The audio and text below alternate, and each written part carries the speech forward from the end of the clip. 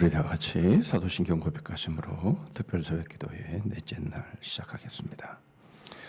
전능하사 천지를 만드신 하나님 아버지를 내가 믿사오며 그 외아들 우리 주 예수 그리스도를 믿사오니 이는 성령으로 잉태하사 동정녀 마리아에게 나시고 본디오 빌라도에게 고난을 받으사 십자가에 못 박혀 죽으시고 장사한 지 사흘 만에 죽은 자 가운데서 다시 살아나시며 하늘에 오르사 전능하신 하나님 우편에 앉아 계시다가 저리로서 산 자와 죽은 자를 심판으로 오시리라. 성령을 믿사오며 거룩한 공예와 성도가 서로 교통하는 것과 죄를 사하여 주시는 것과 몸이 다시 사는 것과 영원히 사는 것을 믿사옵나이다. 아멘. 찬송가 456장을 부르시면 됩니다.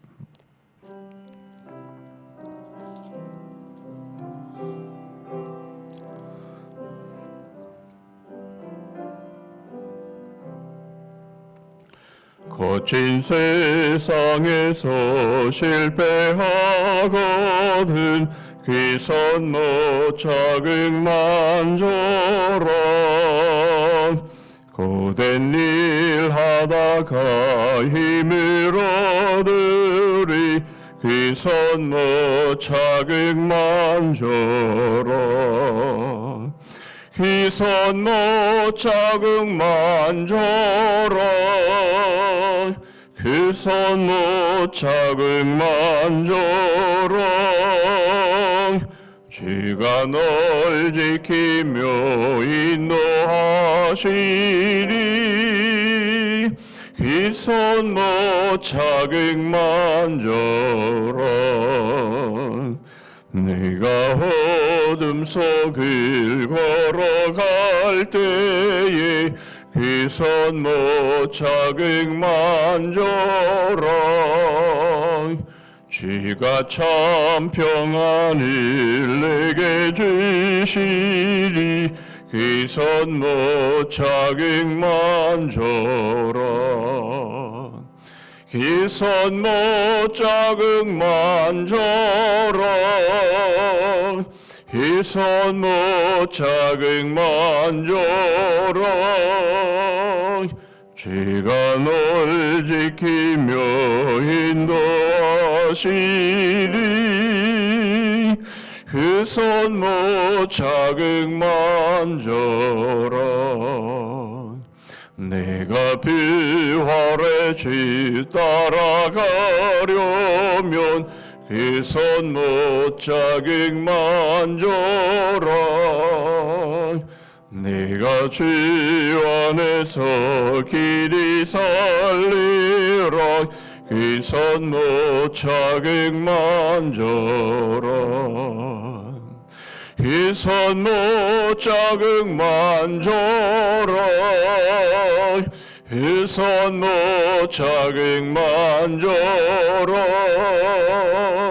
주가 널 지키며 인도하시리 귀선 못 자극만 줘라. 너의 죄악의 짐을 거을 때에 귀선 못 자극만 줘라. 마음은 열고서 주를 모셔라. 귀선 못 자극만 줘라. 귀선 못 자극만 줘라. 귀선 못 자극만 줘라. 주가 널 지키며 인도하시리 귀선 못 자극만 줘라.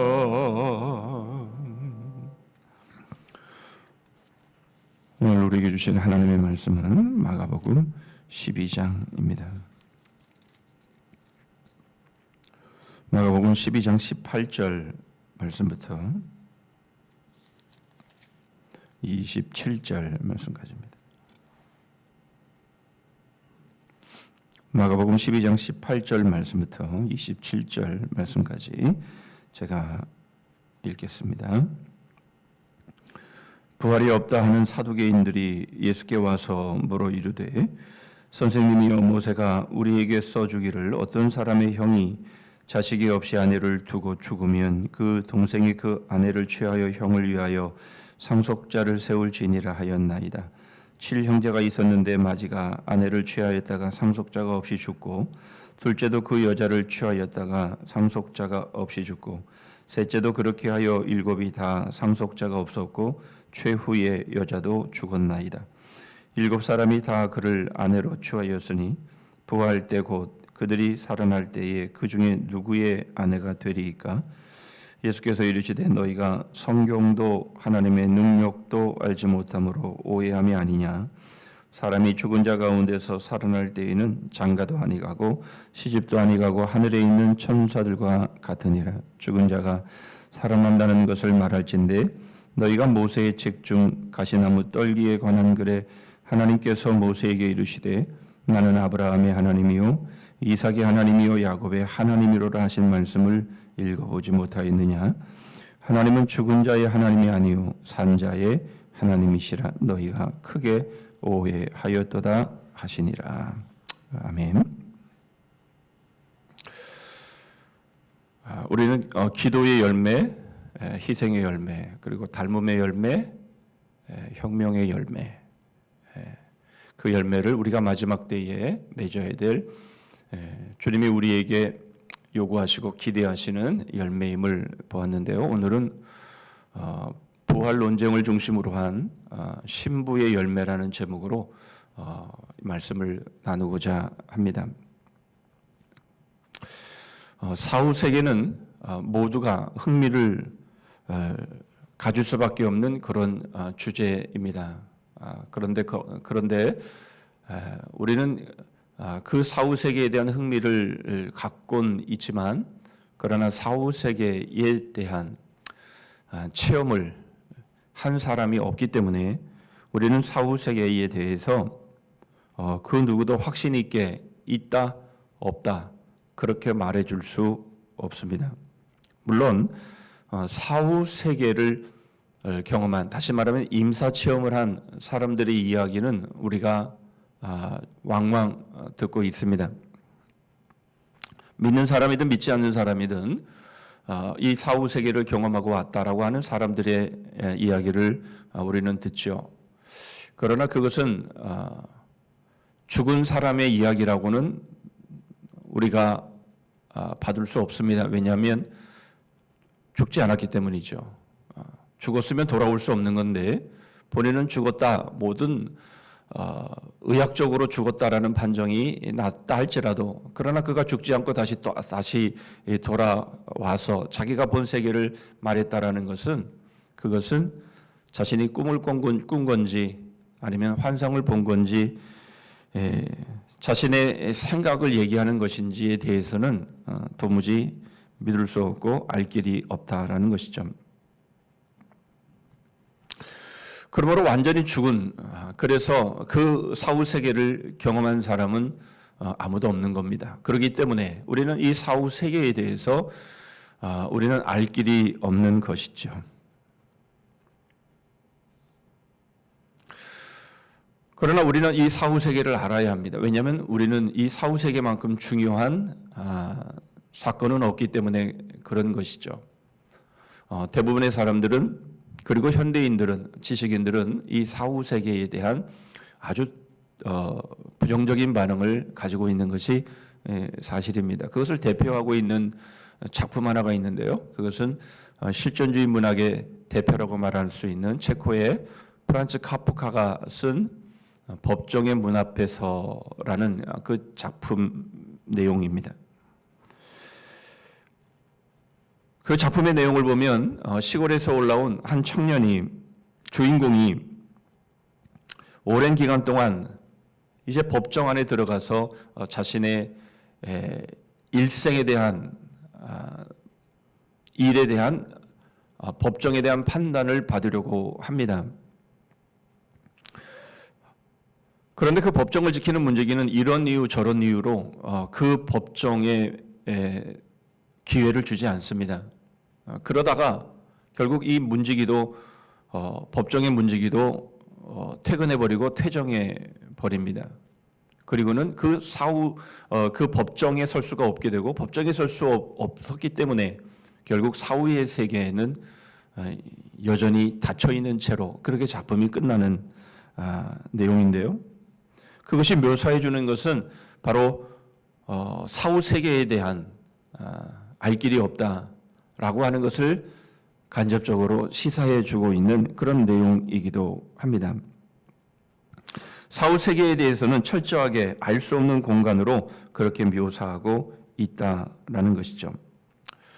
현대인일수록 지식인일수록 또한 과학을 신봉하는 사람들일수록 자신의 눈으로 또는 경험으로 체험하지 아니한 세계에 대해서는 부정적일 수밖에 없는 거죠. 오늘 본문에 등장하고 있는 이 사두개인 바로 사두개파 사람들의 모습 또한 다르지 않았음을 우리에게 보여주고 있습니다. 그들은 부활을 허망한 이야기로 취급을 하고 있는 것이죠. 그러나 예수 그리스도는 바로 이 부활 논쟁을 통해서 이 사후 세계에 대한 분명한 말씀을 우리에게 전해주시고 있습니다.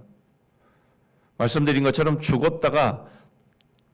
완전히 죽었다가 다시 돌아와서 사후 세계가 있다라고 말하는 것은 믿을 수가 없습니다. 완전히 죽지 않았기 때문이죠. 그러나 예수님은 다릅니다. 그분은 바로 하나님이시며 그분은 바로 그 모든 것들을 통치하고 다스리시는 주님이시기 때문에 그렇습니다. 그 주님이 사후 세계에 대해서 말씀을 하시고 있다고 한다면 그것은 분명히 있는 거죠. 우리는 주님께서 이 부활 논쟁을 통해서 사후 세계에 대해서 우리에게 말씀하시는 말씀을 통해서 우리가 맺어야 될 이 신부의 열매, 이 신부의 열매가 무엇이며 우리는 이 신부의 열매를 반드시 맺어야 될 사람들이라는 것을 말씀을 통해 생각해 보고자 합니다. 먼저 우리는 24절의 말씀을 보시겠습니다. 예수께서 이르시되 너희가 성경도 하나님의 능력도 알지 못함으로 오해함이 아니냐 이렇게 말씀을 합니다. 우리는 두 가지로 보려고 합니다. 하나는 성경을 오해했다, 알지 못함으로 오해했다라는 측면 하나와 그리고 하나님의 능력을 알지 못한다라고 하는 이 두 번째 측면을 통해서 오늘 이 부활 논쟁 사후 세계에 대한 말씀을 생각해 보려고 합니다. 사두개파 사람들은 우리가 잘 알고 있듯이 당시의 종교 지도자들이죠. 바리새파가 반, 사두개파 사람들이 반 식차지에서 산헤드린 공의회를 구성하고 있습니다. 그런데 그들은 부활을 믿지 않았던 사람들이죠. 그들은 부활을 믿고 있는 바리새인들과 반대편에 서 있었던 사람들입니다. 이것을 잘 알 수 있는 내용은 사도행전 23장 8절의 말씀이죠. 사도 바울을 신문하는 공회에 세워서 심판하는 그런 장면에 소개되고 있는 말씀입니다. 이는 사두개인은 부활도 없고 천사도 없고 영도 없다 하고 바리새인은 다 있다 함이라. 사두개파 사람들은 영도 없고 부활도 없고 천사도 없고 사후 세계도 없고 그리고 심판도 없고 그들은 자신들의 눈으로 경험하지 못한 것들은 하나도 인정하지 않는 그런 사람들이었다라는 거죠. 그들은 하나님을 믿고 있었지만 초자연적인 것에 대한 믿음은 가지고 있지 않았습니다. 그래서 신비적인 것들을 말하는 바로 그러한 구약의 말씀들은 하나도 받아들이지 않았습니다. 예를 들면 이사야나 다니엘이나 이러한 선지서들을 그들은 받아들이지 않았습니다. 그들이 받아들인 성경은 오직 모세오경, 창세기, 출애굽기, 레위기, 민수기, 신명기 이 5권의 책만을 그들은 받아들였습니다. 그 이유는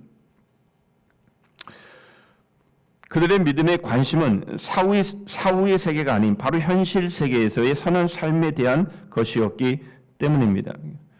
결국 그들은 장차 메시아가 가지고 올 자유로운 세계인 왕국에 대해서는, 하나님의 나라에 대해서는 관심이 없었기에 그들은 부활이나 미래의 심판에 대해서는 전혀 받아들이지 않았던 사람들입니다. 반면에 바리새인들은 중하층을 이루고 있었던 사람들인데요. 그들은 도덕적으로 보수주의자들이었습니다. 바리새파 사람들은 보수적인 사람들이었고, 사두개파 사람들은 자유주의적인 그런 사람들, 오늘날로 말하면 진보적인 사람들이다, 그렇게 말할 수가 있는 것이죠. 여러분, 우리의 세계 가운데는 늘 큰 사상이 두 개의 부류로 나뉘어지게 되는데, 한 부류는 보수주의, 한 부류는 자유주의 내지는 진보주의, 이렇게 나뉘어지게 되지요. 조금의 차이들은 있겠지만 그러나 크게 이 둘로 나뉘어진다라고 볼 수 있습니다. 그래서 사두개파 사람들은 바로 자유주의에, 그리고 바리새파 사람들은 보수주의에 해당되어지는 사람들임을 보게 됩니다.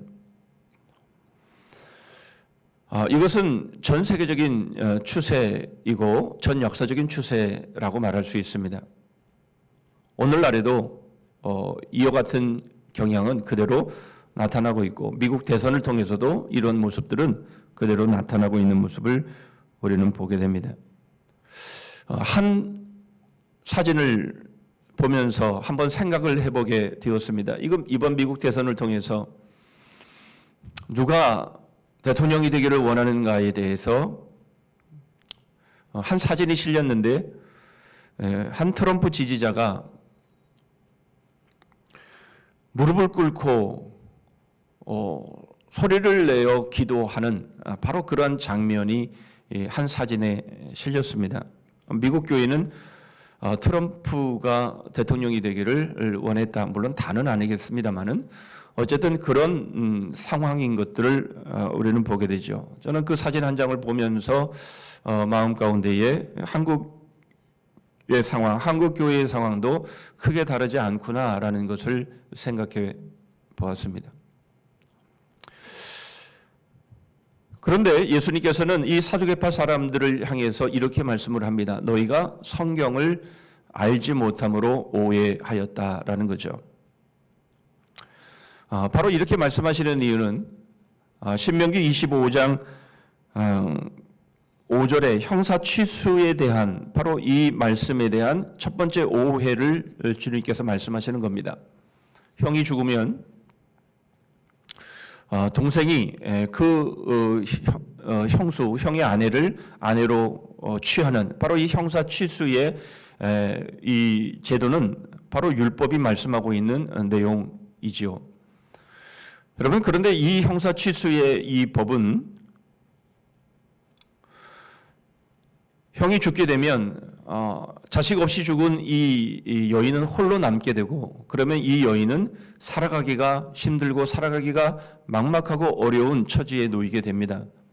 바로 그 상황을 위해서 하나님의 율법으로 동생이 그 형의 아내를 아내로 맞이함으로 인해서 그 아내의 어려움을 돌봐라라고 하는 취지가 바로 그 율법의 아주 본질적인 그런 취지였습니다. 그런데 이것이 결국 오해되어지고 또 오해되어짐을 통해서 사람들은 그 본질적인 의도를 훼손하게 되었고, 결국 이 사두개파 사람들이 자신들이 믿고 있었던 이 모세오경 중에 이 신명기의 이 형사 취수의 이 율법을 가지고 부활이 얼마나 어리석고 쓸데없는 것인가라고 하는 것을 입증하는 그러한 재료로 삼고 있더라라는 겁니다.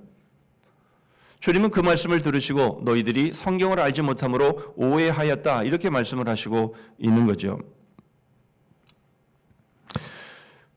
또 하나의 성경을 그들은 오해하고 있었습니다. 그것은 바로 출애굽기 3장 6절의 말씀인데, 바로 그것은 하나님께서 떨기나무 가운데 불꽃 가운데 임하셔서 모세에게 하나님 당신 자신을 드러내시는 말씀을 통해서 말씀하셨던 내용입니다. 나는 아브라함의 하나님, 이삭의 하나님, 야곱의 하나님이라, 이렇게 하나님이 당신 자신을 소개하시는 말씀이죠. 그들은 모세오경을 믿고 있었고 그러므로 당연히 출애굽기도 믿고 있었지만, 그러나 출애굽기에서 말씀하고 있는 바로 아브라함의 하나님, 이삭의 하나님, 야곱의 하나님이라 라고 말씀하시는 이 말씀에 대해서 그들은 눈여겨보지 않고 있었다라는 거죠. 성경을 알지 못했다라는 겁니다. 여러분, 모세오경은 사실은 그렇게 분량이 많지 않습니다. 그럼에도 불구하고 그들은 자신들이 그토록 신뢰하고 믿고 있었던 모세오경의 말씀 안에 있는 것조차도 제대로 이해하지 못하고 마치 자신들이 생각하고 있는 것이 전부인 양 그렇게 오랜 시간을 거쳐서 성경을 오해하고 그래서 잘못된 시각을 가지고 살아가고 있었다라고 하는 것을 주님은 분명하게 드러내시고 있는 거죠. 그래서 예수님께서 하시는 말씀이 너희가 오해하였다, 그렇게 말씀을 하고 있습니다. 뿐만 아니라 27절 마지막 부분의 말씀에 보면 너희가 크게 오해하였다, 이렇게 말씀을 하고 있는 거죠. 여러분, 우리는 어떻습니까? 지식인일수록, 현대인일수록, 그리고 과학을 신봉하는 사람들일수록 눈에 보이지 않는 부분들을 받아들이는 것이 참 어렵죠. 그러나 여러분, 우리가 성경을 믿는다면 성경이 우리에게 말씀하고 있는, 주님께서 우리에게 말씀하시고 있는 바로 그 내용들에 대해서 우리는 분명히 제대로 알고 믿어야죠. 우리는 대충 그럴 것이다, 다른 사람들도 다 그렇게 생각해, 여러분 이렇게 생각하면서 결국 나름의 오해하면서 그렇게 신앙생활을 하고 있다면 여러분, 이것은 참 대단히 불행한 일이 아닐 수가 없는 거죠. 이 오해하였다라는 이 헬라 원어는 길을 잃게 한다, 내지는 미혹한다라고 하는 의미가 담겨져 있습니다. 사두개파 사람들이 틀렸다라는 것이죠. 여러분, 그렇다면 바리새파 사람들은 맞는 겁니까? 바리새파 사람들은 의를 주장을 했습니다. 사두개파 사람들은 상대적으로 사랑을 강조했죠. 오늘날의 상황도 마찬가지입니다. 보수적인 신앙을 가지고 있는 사람들은 성경이 말씀하고 있는 부분들을 다 믿고 있는 것처럼 보입니다. 부활도 믿고, 천사도 믿고, 영도 믿고, 사후세계도 믿고, 심판도 믿고, 다 믿는 것 같습니다. 여러분, 그러나 그럼에도 불구하고 주님은 이 바리새파에 대해서 얼마나 많이 신랄하게 저들을 책망하시고 저들을 잘못되었다라고 말씀하시는 그런 장면들을 우리는 보게 됩니다. 그들을 회칠한 무덤이라고 하시면서 독사의 자식들아라고 아주 엄하고 심각하게 그들을 책망하시는 모습을 우리는 복음서를 통해서 보게 되죠. 어쩌면 이 사두개파 사람들과 이 바리새파 사람들 둘 중에 누구를 더 주님이 신랄하게 책망하셨는가 하면 사두개파보다는 이 바리새파 사람들을 더 신랄하게 책망하셨다, 우리는 그렇게 또한 볼 수가 있습니다. 아무튼 성경을 오해함으로 생겨진 두 부류를 분명하게 말씀하고 있는 거죠. 무슨 말입니까? 성경을 오해함으로 복음을 제대로 깨닫지 못했다라는 겁니다. 우리 그리스도인들은 보수적인 색깔을 가지고 있는 것은 사실입니다. 특별히 한국교회 교인들은 보수적인 색깔들이 대부분입니다. 90% 이상이 한국교회는 바로 보수적인 그런 성향을 가지고 있는 것이 사실이죠. 여러분, 우리는 그러면 어느 파에 속해야 됩니까? 우리는 보수주의에 속해야 됩니까? 우리는 자유주의에 속해야 하는 것입니까? 복음은 둘 다 아니라는 거죠. 우리가 복음을 제대로 알지 못했기 때문에, 복음을 오해했기 때문에 나는 보수주의야, 나는 진보주의야, 이렇게 생각한다라는 겁니다. 그러나 복음을 제대로 안다면, 복음을 제대로 이해했다면 그렇게 말할 수 없다라는 거죠. 왜냐하면 주님은 양쪽의 공격을 다 받았고 그리고 양쪽을 향해서 둘 다 오해하고 잘못되었다라고 말씀하시고 있기 때문에 그렇다라는 겁니다. 팅켈러 목사님은 이런 식으로 표현을 하시는데 저는 참 동의합니다.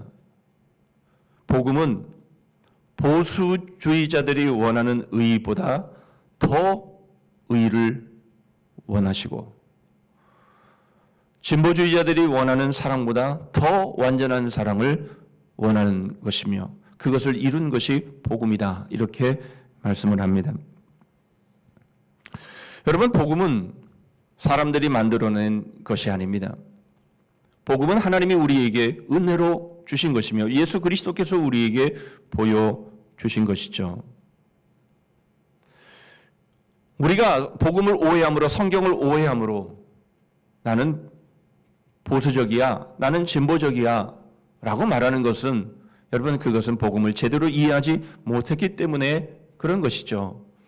여러분, 우리는 보수주의자들보다 더 보수적인 것을 추구합니다. 그게 복음입니다. 우리는 완전한 의를 추구하지요. 뿐만 아니라 진보주의자들이 추구하는 사랑, 그 사랑보다 더 완전한 사랑을 우리는 추구합니다. 그것이 어디에서 만납니까? 그것이 바로 복음, 예수 그리스도 안에서 만나는 거죠. 그래서 우리에게 너는 그러면 보수야, 진보야? 라고 묻는다면 나는 복음이야 라고 답하는 것이 맞는 거죠. 여러분, 우리는 이 편에 서서 저 편에 서서 누가 대통령이 되어야 되고 누가 정권을 잡아야 되고, 여러분, 이러한 부분에 있어서 우리는 정확하게 우리는 어느 편에 서야 될 것인가? 우리는 양쪽 편이 다 아니고 우리는 오직 복음 편에 서야 하고 오직 우리는 예수 그리스도 안에 서야 함을 우리에게 말씀하고 있는 겁니다. 여러분, 우리는 복음을 오해하고 있지는 않습니까? 우리는 성경을 오해하고 있지는 않습니까? 성경은 우리에게 분명히 이 편도 아니고 저 편도 아니고 우리는 오직 예수 그리스도의 편에 서야 함을 우리에게 말씀하고 있는 거지요. 여러분, 왜 이 말씀을 드립니까? 이제 그 다음 말씀을 드리고 싶어서입니다. 이제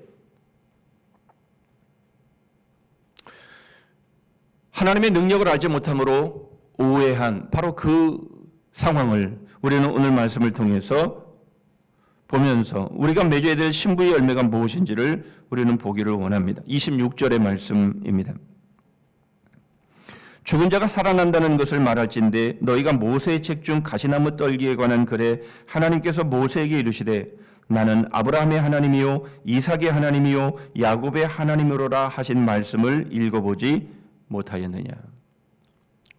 말씀드린 것처럼 예수님은 출애굽기 3장 6절 이 모세오경의 이 출애굽기의 말씀을 통해서 이 사두개파들이 그렇게 믿는 받아들이는 말씀을 통해서 저들이 하나님의 말씀을 오해하고 하나님의 능력을 오해했다라고 하는 것을 분명하게 드러내십니다. 여러분, 그 단어가 얼마 전에도 설교를 통해서 이 부분을 말씀을 드렸지만 바로 하나님은 아브라함의 하나님이었고 이삭의 하나님이었고 야곱의 하나님이었다라고 말씀하시는 것이 아니라 하나님은 아브라함의 하나님이고 이삭의 하나님이고 야곱의 하나님이시다. 현재형으로 이 비동사를 사용하고 있다라는 것이죠.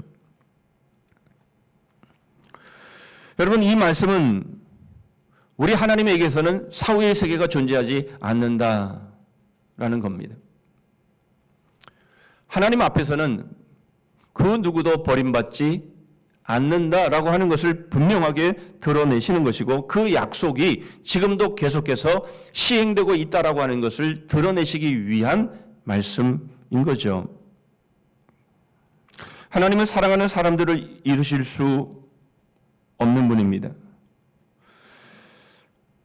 하나님이 우리의 하나님이라면 하나님은 우리를 결코 잃어버리실 수 없습니다. 사랑하는 사람을 잃는 것만큼 가장 큰 아픔은 없고 비극은 없는 거죠. 우리는 그럴 수 있을지 모르나 하나님은 그럴 수 없는 분입니다. 하나님은 우리를 결코 잃으실 수 없는 분임을 우리에게 말씀하고 있으면서 하나님의 능력에 대해서 이렇게 예수님은 25절에서 말씀하고 있습니다. 사람이 죽은 자 가운데서 살아날 때에는, 너무 분명하고 명확하게 말씀하시죠. 사람이 죽은 자 가운데서 살아날 때에는 장가도 아니 가고 시집도 아니 가고 하늘에 있는 천사들과 같으니라.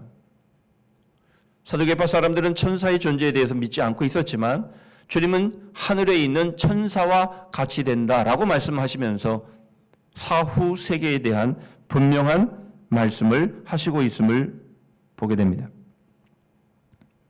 예수님은 사후 세계, 즉 부활 이후에 어떤 모습으로 살아가게 될 것인가를 분명히 말씀을 하십니다. 여러분, 우리는 이 땅에서 결혼도 하고 이혼도 하고 그리고 결국 죽기도 합니다. 그런데 바로 이러한 세계가 있는가 하면 바로 내세의 세계도 있는데 결혼도 안 하고 장가도 안 가고 시집도 안 가고 그리고 죽지도 않는 바로 하늘의 천사 같은 바로 그러한 세계도 존재한다라고 하는 것을 말씀하고 있는 거죠. 이것이 바로 하나님의 능력이라는 겁니다. 하나님의 현실 세계도 창조하셨지만 그러나 이 현실 세계가 지난 다음에 사후 세계, 우리의 내세, 하나님의 영원한 나라도 하나님이 창조하실 수 있는 그런 능력이 있으신 분이다라고 하는 것을 주님은 분명하게 드러내고 계십니다.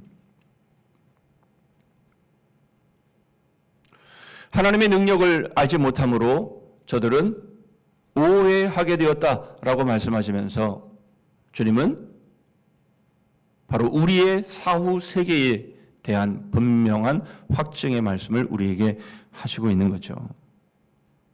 여러분, 그렇다면 부활 이후의 모습, 여러분 그 모습은 과연 어떤 것일까요? 시집도 안 가고 장가도 안 가고 하늘의 천사처럼 된다라고 하는 바로 그 말씀의 의미가 무엇일까요? 저는 오늘 이 말씀을 드리고 싶습니다.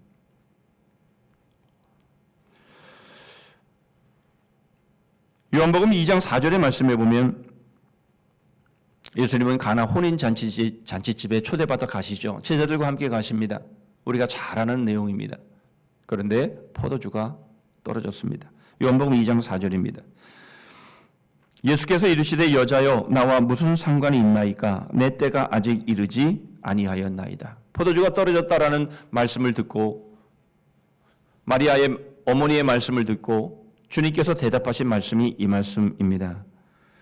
여자여 나와 무슨 상관이 있나이까 내 때가 아직 이르지 못했습니다. 요한복음에서 말하는 때는 예수님의 십자가에 죽으시는 때를 말씀하는데 그런데 한 걸음 더 들어가서 바로 이 때는 예수 그리스도의 바로 어린 양 혼인잔치의 때다라고 틴켈러 목사님은 그렇게 해석을 하고 있습니다. 무슨 말입니까? 여러분, 이제 우리가 이 땅에서의 삶을 마치면 이제 하나님의 나라 사후 세계로 들어가게 될 때에 그때에 열려지는 어린 양의 혼인 잔치를 지금 주님께서 염두에 두고 하시는 말씀이다라는 거죠. 우리가 그것을 알 수 있는 여러 기록들이 있지만 특별히 누가복음 13장 29절의 말씀에 보면 사람들이 동서남북으로부터 와서 하나님의 나라 잔치에 참여하리니 라고 말씀하시는 내용들을 통해서 볼 때에 바로 사후 세계에 우리가 이제 죽어서 하나님의 나라 하나님의 예비된 내세에 들어가게 되어지면 거기에 잔치가 하나님의 나라의 잔치가 벌어지는데 그 잔치가 바로 어린 양 혼인잔치다라는 거죠. 신랑이 누구입니까? 신랑이 바로 예수 그리스도이시죠. 신랑이 예수 그리스도다라고 하는 것은 복음서 여러 군데에서 소개를 하고 있는데 마태복음 9장 15절에 너희 제자들은 왜 금식하지 않느냐라고 말할 때 주님께서 하신 말씀이 신랑을 빼앗길 때가 되어지면 금식하게 될 것이다라는 말씀. 마태복음 25장에 슬기로운 다섯 처녀의 모습을 통해 신랑을 기다리는 바로 그 슬기로운 다섯 처녀의 모습을 소개할 때에 이것을 분명하게 주님이 말씀을 하시죠. 그런데 나와 무슨 상관이 있습니까? 아직 내 때가 이르지 아니했습니다 라고 말씀하셨을 때에 주님은 하인들에게 명하셔서 물이 포도주가 되게 하시며 그 잔치의 흥을 계속 이어가게 하셨다. 그 기쁨을 이어가게 하셨다라는 말씀을 통해서 주님은 바로 그 내 때, 바로 그것을 신랑 되신 예수 그리스도와 신부된 교회의 어린 양의 혼인 잔치를 말씀하시면서, 그렇다면 그 포도주는 무엇을 우리에게 상징하게 될 것이냐라는 거죠. 예수 그리스도의 때, 바로 그 어린 양의 혼인 잔치, 바로 그것을 이어가게 하시기 위해서 주님은 포도주, 성찬식을 통해서 우리가 경험하는 바로 예수 그리스도의 피를 흘려주셔야 했다라는 바로 그 말씀으로 우리에게 도전합니다. 바로 우리가 사후 세계에 들어가기 위해서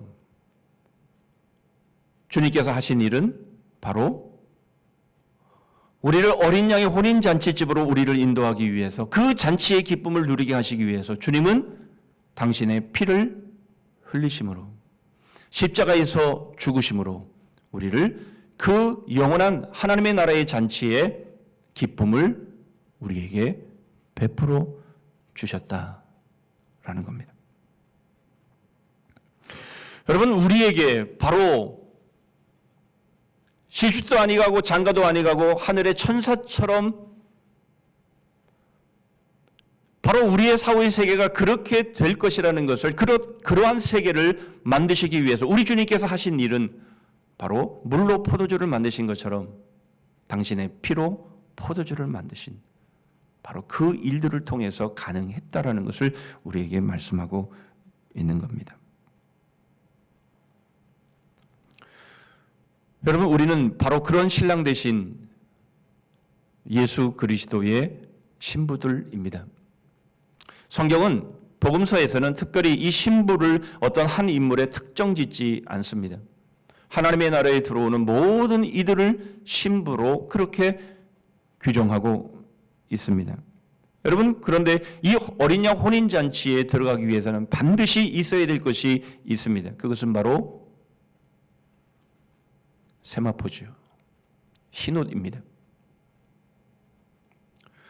여러분, 우리는 예수 그리스도의 신부로서 우리를 신부 삼으시기 위해서, 우리를 어린 양 혼인잔치에 그 하나님의 나라에 우리를 초대하기 위해서, 바로 그 사후의 세계에서 하늘의 천사처럼 바로 우리가 영생의 삶을 살아가게 하시기 위해서 주님께서 하신 일이 당신의 피로 포도주를 만드신 사건이었다면, 여러분, 우리가 이 땅을 살아가는 신부들로서 우리는 과연 어떠한 삶을 살아가야 하겠느냐라는 거죠. 여러분, 우리 그리스도인들은 이 땅에 살면서 우리는 어떤 열매를 맺으며 살아가야 할 것인가 하는 겁니다. 여러분, 이것은 요한계시록 7장 9절과 13절의 말씀에 14만 4천, 구원받은 14만 4천의 바로 그 수가 모두가 흰옷을 입고 있었다라고 하는 것을 통해서 우리는 알 수 있습니다. 뿐만 아니라 사대교회에 말씀하시는 말씀을 통해서 우리는 알게 되죠. 요한계시록 3장 4절로 5절의 말씀입니다. 그러나 사대에 그 옷을 더럽히지 아니한 자 몇 명이 내게 있어 흰옷을 입고 나와 함께 다니리니 그들은 합당한 자인 연고라. 이기는 자는 이와 같이 흰옷을 입을 것이요 내가 그 이름을 생명책에서 결코 지우지 아니하고 그 이름을 내 아버지 앞과 그의 천사들 앞에서 시인하리라. 여러분, 우리는 이 땅에서 그리스도인으로 복음을 믿고 살아가는 사람들로, 우리는 이쪽도 아니고 저쪽도 아니고 사람들이 만들어낸 그러한 모습 속에서 흔들려 살아가는 그런 삶이 아니라 우리는 복음에, 예수 그리스도의 피에 붙잡혀 살아가는 사람들이며, 그러하기에 여러분, 주님께서 우리에게 피로 포도주를 만드시며 우리에게 영원한 기쁨을 주셨던 바로 그 예수 그리스도 안에서, 여러분, 우리는 우리가 받은 이 구원의 옷, 이 세마포, 이 흰 옷을 더럽히지 아니하고, 우리는 죄와 싸우고, 우리는 세상과 싸우고, 세상에 수없이 많은 하나님을 오해하고 성경을 오해하고 있는 이 수없이 많은 바로 이러한 모습들과 싸우면서 우리는 우리의 거룩함, 신부로서의 정결함, 바로 그것을 지켜가며 바로 이 열매를 맺으며 살아가는 사람들이 바로 그리스도인임을 우리에게 말씀하고 있는 것이죠. 마지막 때에 주님이 우리에게 기대하시는 열매는 바로 신부로서의 열매입니다. 정결함입니다. 거룩함입니다. 그 어떤 곳에도 휘둘리지 아니하고 오직 복음에, 오직 예수 그리스도 안에서 하나님의 말씀 그대로 믿고 그 길을 걸어가는 저와 여러분 되시기를 주님의 이름으로 축복합니다. 아멘. 기도합니다. 하나님 아버지, 저희들이 성경을 오해함으로 하나님이 저희에게 주신 너무나 귀한 하나님의 진리의 말씀들을 놓치며 정결한 신부로서의 삶이 아닌 이 세상의 사조와 이 세상의 사람들이 만들어낸 것들에 의해서 흔들리며 좌지우지되어지는 저희들의 모습들이 있다면, 주님, 그것은 저희들이 맺어야 될 열매가 아님을 저희들이 분명히 알게 하시고 오직 예수 그리스도의 복음, 예수 그리스도의 그 보혈로 저희들에게 주어진 부활, 영원한 어린 양의 혼인잔치, 영원한 하나님의 나라의 바로 그 기쁨을 바라보며 오늘을 정결한 예수 그리스도의 신부로 살아가는 바로 그 삶의 주인공들이 될 수 있도록 은혜를 베풀어 주시옵소서. 저희들이 오늘도 무엇에 휘둘리지 않게 하시고 오직 저희들은 예수 그리스도의 복음의 뿌리를 내리고 주님이 저희를 위해 어떤 사랑과 어떤 희생을 치르셨는지를 바라보며 오직 정결한 예수 그리스도의 신부로 오늘을 살아가며 승리하는 믿음의 사람들 되게 하여 주시옵소서. 복음의 영혼을 배움의 생명을 서로에게 삶을 거는 주님의 몸된 교회 되기를 원합니다. 오늘도 어디에 있든 무엇을 하든 그리스도의 향기로, 복음의 향기로 살아가게 하여 주시옵소서. 예수 그리스도의 이름으로 기도하옵나이다. 아멘. 하늘에 계신 우리 아버지여, 이름이 거룩히 여김을 받으시오며 나라 임하옵시며 뜻이 하늘에서 이룬 것 같이 땅에서도 이루어지이다. 오늘날 우리에게 일용할 양식을 주옵시고 우리가 우리에게 죄지은 자를 사하여 준 것 같이 우리 죄를 사하여 주옵시고 우리를 시험에 들게 하지 마옵시고 다만 악에서 구하옵소서. 대개 나라와 권세와 영광이 아버지께 영원히 있사옵나이다. 아멘.